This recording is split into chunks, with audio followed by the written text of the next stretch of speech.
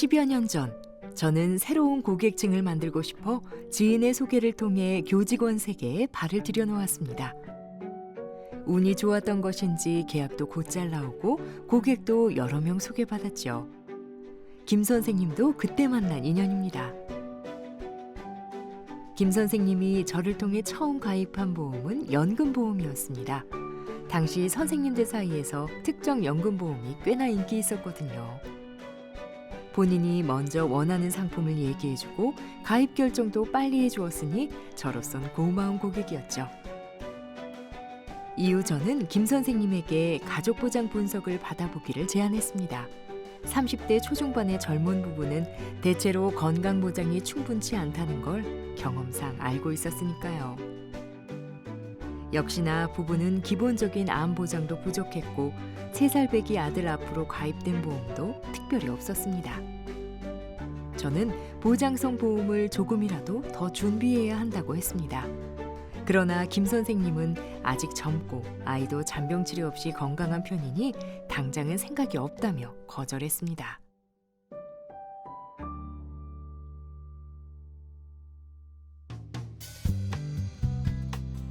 이듬해 김 선생님이 반가운 소식을 전해왔습니다. 둘째를 임신했다고 하지 뭐예요. 입덧이 시작돼 한창 고생하고 있다는 말에 과일 몇 가지를 사서 방문을 했습니다. 그런데 그날은 축하 인사를 충분히 건네고도 마음 가벼이 자리를 뜰 수가 없는 겁니다. 그래서 이야기를 꺼냈습니다. 지금 태아보험 가입이 가능한 시기니 준비해두면 어떻겠냐고. 역시나 김 선생님의 반응은 뜨뜻미지근했습니다. 하지만 저는 포기하지 않고 다양한 태아보험 지급 사례를 이야기해주며 그녀의 마음을 돌리려 노력했습니다. 임신과 출산, 그리고 그 이후에 발생할 수 있는 수많은 위험을 3만 원 남짓한 보험료로 보장받을 수 있으니 반드시 가입하면 좋겠다고 조금은 강하게 설득했죠. 김 선생님은 이런 저를 보며 슬며시 웃었습니다. FP님이 제 모성을 움직이셨어요. 말씀하신 태아보험 가입할게요. 그리고 신경 못 써준 첫째가 아무래도 마음에 걸리니 어린이 보험도 같이 보여주시고요. 그 후 2계절이 지나 김 선생님은 자신을 꼭 닮은 귀여운 둘째 아들을 출산했습니다.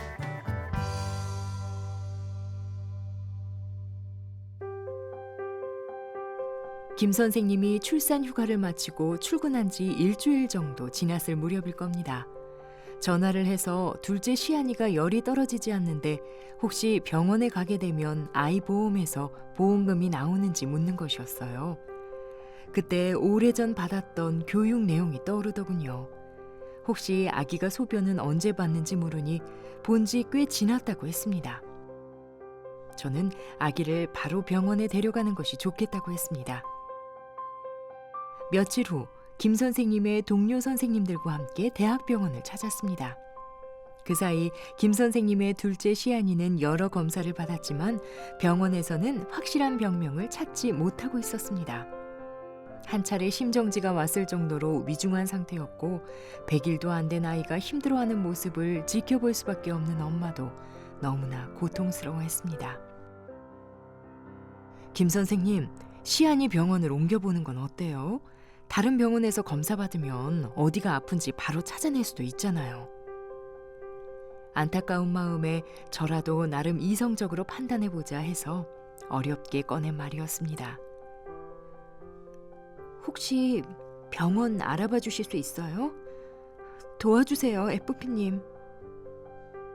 김 선생님은 지금 이 순간 부모로서 너무 무기력한 것 같다며 뭐든지 해보고 싶다고 했습니다.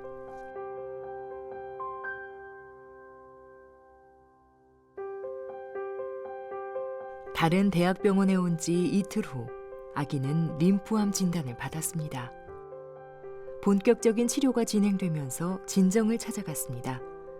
그 여린 생명이 계속 힘을 내준 덕분에 퇴원 후 지속적으로 추적 관찰을 하며 상태를 관리하고 순조롭게 치료를 이어갈 수 있었습니다. 혹시 희귀병에 걸린 것이 아닌가 싶어 해야 했던 수많은 검사, 그로 인해 불어난 병원비도 림프암 진단을 받고 나니 암 관련 지원과 아이보험의 암 진단금으로 충분히 감당할 수 있었습니다. 그 후 아기는 돌잔치도 하고 쑥쑥 자라 어린이집도 다니면서 완치 판정을 받았습니다.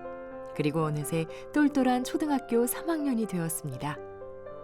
그런데 마치 데자뷰처럼 어느 한순간을 떠올리는 경험을 하게 됐습니다. 그날처럼 김 선생님은 저에게 전화해 둘째 시안이의 보험에서 보험금이 나오는지를 물었습니다. 그리고 이야기를 이어갑니다. 시안이가 백혈병 진단을 받았다고. 저는 가슴이 철렁 내려앉았지만 의외로 김 선생님은 담담했습니다.